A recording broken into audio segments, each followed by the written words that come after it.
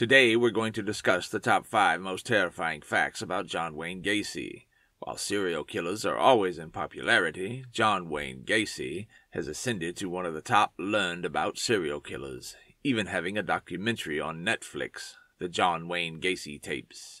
So if you enjoy this content and would like to see more, consider subscribing to the channel and leaving a like on the video. Fact number 1. His crime started early, Gacy being 29 when he first committed murder in 1972.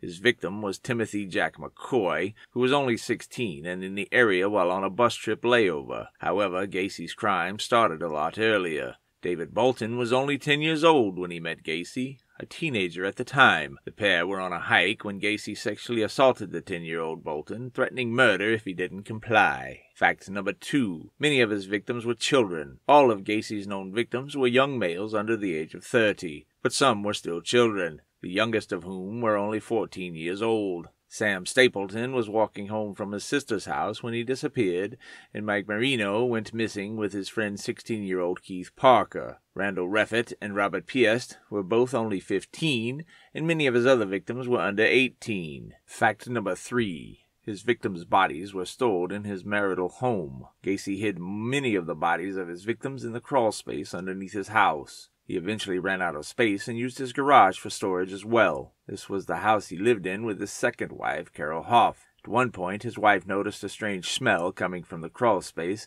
and a cloud of flies. Gacy blamed this on a broken sewer pipe. His wife wasn't the only one that noticed. Gacy would hold parties for the community, and some of the neighbors would comment on the odors that came from inside. Gacy said it was damp. Fact number 4. Some victims have never been identified. There are still 5 victims of Gacy's who have never been identified. Their bodies were found buried in his crawl space and are thought to be between the ages of 14 and 30. Their families still do not know what happened to them. Fact number 5.